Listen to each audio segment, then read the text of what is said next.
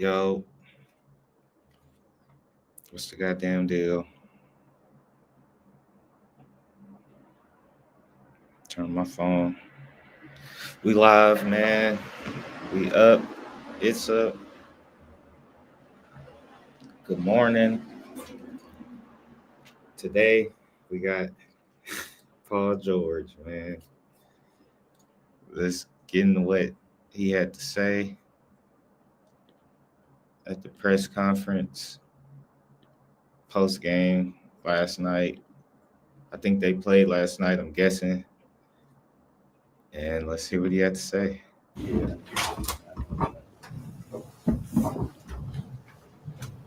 Paul, I guess what led to the struggles with CJ McCollum tonight?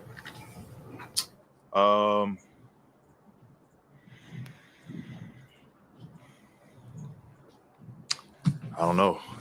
He got loose, and thought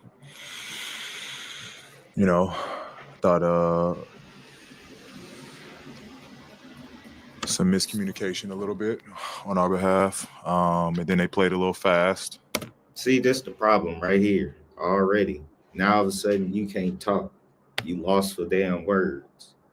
But when you on your little podcast, bro, I feel like Chris Paul, man, is why you do that.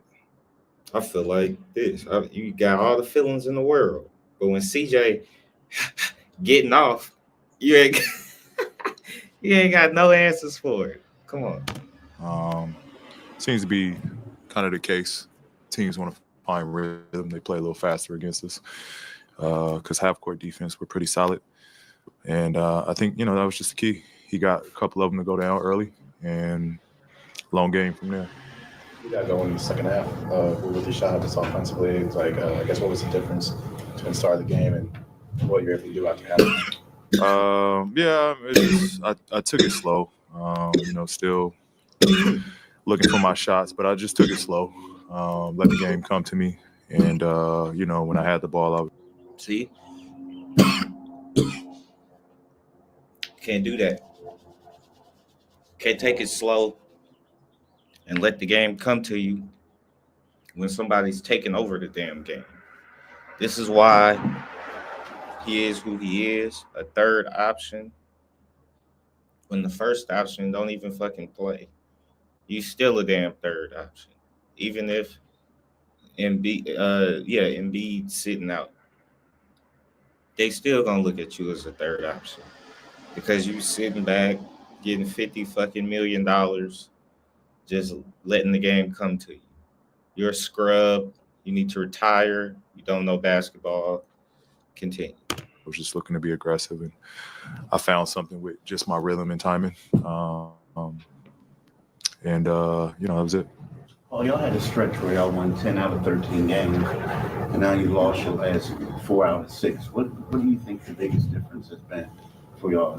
Just as simple as Joel playing, not playing? I mean, what do you think the biggest difference has been? We're definitely better with Joel out there. That's a fact. We're better with the big guy back, in the lineup with us. But, I think through it all, we've had some – I think KO missed a game or two in that, and Kyle has been in and out. Like we've had a lot of guys in and out of the lineups during that stretch. You said Kelly Oubre and Kyle Lowry. That's who you blaming? Embiid? Okay, I can see y'all losing a few games with Embiid being out. But no, that's the point of a big three. You got two other niggas. You've been in and out the damn lineup. Am I missing something? You haven't played all the damn games. You've been hurt half the damn. You missed just as many games as damn. Well, I ain't gonna say as many as Joel Embiid, but you missed a lot. You haven't been playing or available every night. But I think we just comes down to us just playing a little faster. We gotta play at a faster pace. I think we're getting in trouble playing in a slow style in the half-court set. I know Nick is definitely preaching for us to get up the ball faster, play faster, run a little bit more, and that's on us. I think going forward is what we kind of got to do. You know, for a while, I'm sorry, for a while, like when you guys were going through your rut early on, everybody was saying it's still early, it's still early. But now it's what, 36 games into the season. Is it not quite not panic mode, but is it one of those things where it's a real sense of urgency now because it's Yes, it's panic mode. You guys should have been in panic mode once Joel said he not playing back to backs. That was panic mode right there. Like, okay, how hurt is this guy? You know what I'm saying? Kawhi Leonard situation is different because I could say at least Kawhi Leonard gonna come out there and look great. You know what I'm saying? Like he gonna show flashes of who he was on defense. He's gonna take smart mid-range shots. He's not gonna be in the media talking this and that. He's not gonna be a distraction to his teammates. He's gonna stay out the way and work on getting better.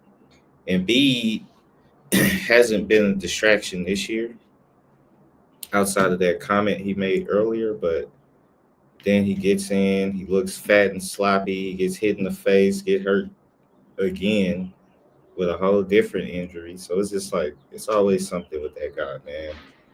And Paul George, come on. I don't even know what the topic was. thing can go left. Yeah, yeah. It definitely is not, again, like you said, it's not panic mode, but Oh, why is panic mode? you know, there's sort of a desperation that we need to start to play with. And See, sort of a desperation. Nigga, that's panic mode. You idiot. That's what I'm talking about, bro.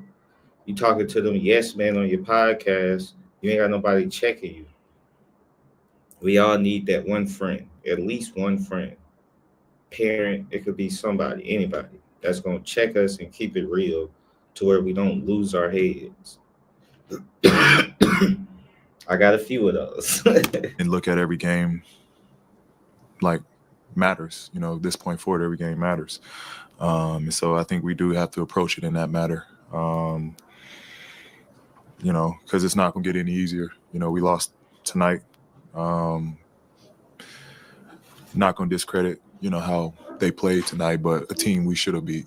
And again, we got New York coming in. We got Oklahoma coming in. It's not going to get any easier. And so, yeah, we got to, you know, put teams like this away early. And, you know, that's kind of the team we got. That's the smartest thing he said the whole season. That's the smartest thing he said. So we're going to be watching you, Paul George, moving forward. I want to see if you play with that sense of urgency, if you try to find your shot earlier, get more aggressive, get to the rim. I think you're finishing. Well, we'll look at your stats after your interview. So come on. We want to compete and be one of the teams standing in the end. These are the games that, you know, we put teams away early. Nick used you as the de facto five in one of the lineups in the fourth quarter. I guess for you, what is that like when you're not used to playing that position? Yeah, I mean, it's different. I'm used to scrapping and running around and chasing and fighting through screens. And, you know, to be honest, I'm bored, you know, playing and, you know, on a five. Just don't do enough for me.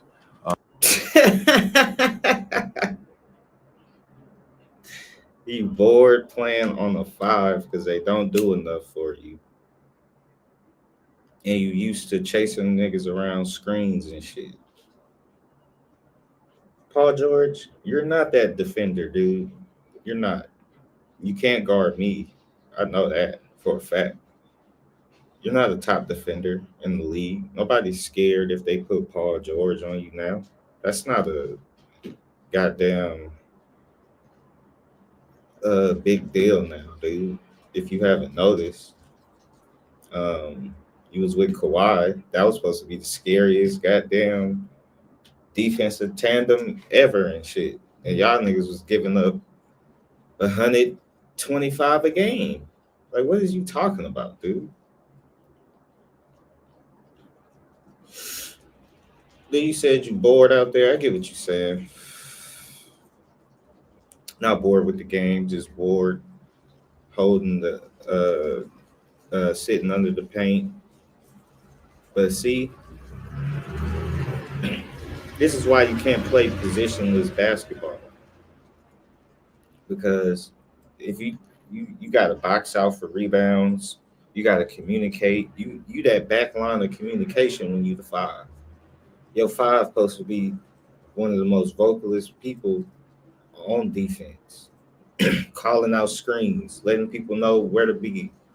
Like Kevin Garnett, you had Patrick Ewing, David Robinson, like those was vocal people on defense. Tim Duncan. You don't study the game. You don't study the position. It should never be a point in the game where you making over $1 million plus in the game check to where you should be bored on the court. You should be bored at home not playing. You should be bored on that goddamn podcast. That's what you should be bored on. You should never be bored when you're getting paid to play basketball. I might today get some footage and put it up here later, just to show you that no, you can't guard me, dude. You can't. I think you need to retire. I don't hear the passion in it no more. You sound like you'd rather be somewhere else. You're already complaining 30 games into the season. This is bad. But I think being mindful of my ability to clog the middle and kind of help and cut off passing lanes and driving lanes and kind of battle with the bigs. You see, he didn't mention communication. I don't think he's a good communicator on the court because he's not even mentioning nothing about calling out screens, switching. I'm more versatile to switch. This lineup could work. You know what I'm saying? Not even trying to work with it. You just poo-pooing it already and saying that you're bored and now you want to do something different. Well, go stick to podcasting, dude. Is what Nick sees in that style. But again, I enjoy chasing the little guys and matching up against wing defender or wing offensive players. I ended up in foul trouble in the first half tonight, which has been a little bit of a recurring thing recently, and it's not been a thing. Look at that. You ended up with foul trouble. What was your stats this game, dude? Because they said they tried it in the fourth quarter. So if you got foul trouble in the first fucking quarter, how did you like him to match up with these niggas? And you getting fucking cooked. Hold on. Because this nigga is dumb, dude.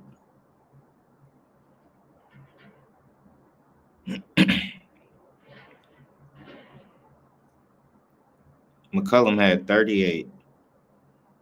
That's wild.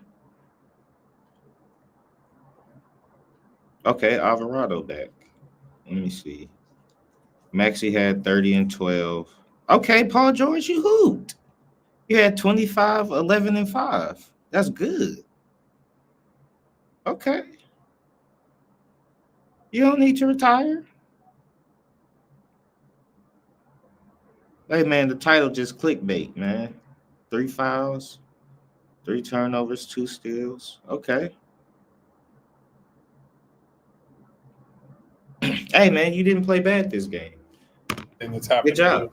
often throughout your career. I guess, is there anything you think has led to that specifically, or just, kind of random? NBA. Couldn't tell you that. I couldn't tell you that, especially what goes on the other end. And I'm the one that seems to be in foul trouble. So I couldn't tell you that. Those defensive miscommunications that you talked about, what do you think goes into that in terms of solving it? Is it just a matter of time and getting more acquainted with guys? It's just talking more. We just talking more. I think talking is always a subject that comes up in teams, especially early. Y'all see that? When I said communication, talking, I said that, right? And now he's saying it. Paul George, you got my respect, brother. On obviously, if we've been together for a long time, you kind of just know where guys are going to be, and you know rotations, coverages. But I think for again this being our first year together, I mean the communicating aspect of it is fairly new to this group of talking and making sure we know what's going on, who's switching, who's supposed to be in this spot. So I think we just got to continue to grow from that aspect. But that's just really what it comes down to when it's a miscommunication on the floor. Thanks, Paul. Thank you.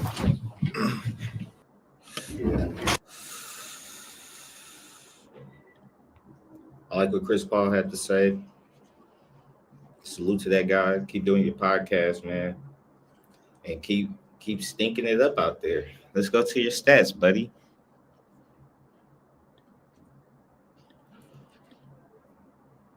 He got real at the end right there.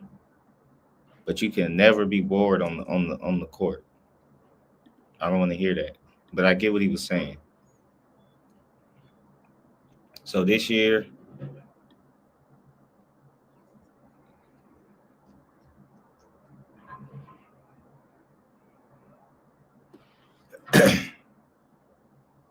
okay, played 25 games. That's good. 32 minutes. That's good. Shooting 41% from the field. 6 of 14. I would like to see you get some more shots, especially with Embiid not playing. You play more games than Embiid, and you only getting 14 shots up. I want to see you get more shots up. At least about 18 to 20. 18 to 20 more shots. 34% from three. That's terrible. You're taking 6 threes a game. I would like to see that go down. You don't need to take 6 threes a game. So you need to be right here at 3.7. Oh, never mind. Okay, so you take a lot of threes. Look, right here. You was taking about 3.5 threes. You only taking, see? Most of your damn shots is threes. Get to the cup, dude. So you can get some of them foul calls. I would like to see you get to the cup, my guy.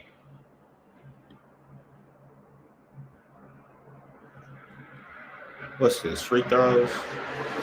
Look at that. 3 free throws a fucking game, man. That's where your points got to come from, dude. Look, the most free throws you shot ever was 7.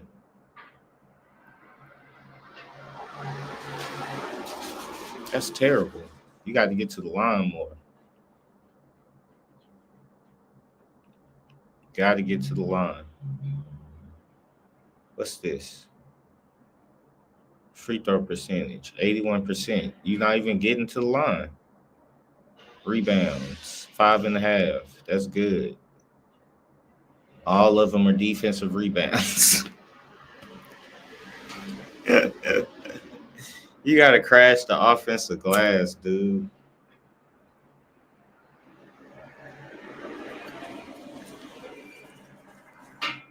There's no such thing as not being the offensive rebounder.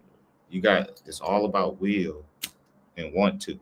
So you can see the ball just bouncing to you. That's the only way you're getting rebounds. You got to get in there. You said you were scrappy in the damn press conference. Scrap in there and get some damn offensive rebounds. Cornball. 4 assists, 4 to 5 assists. That's good. I like where your assist is at. I love where your steals is at. You're not fouling like that. That's good. Not too high on the turnovers. 16.5 a game. You're not playing terrible. You're not playing bad. Like I said, get to the foul line. If you get to the foul line, you can easily average about 20, 21. And then that might put y'all over the hump, and you got to scrap for some offensive rebounds. Scrap for some more of them rebounds.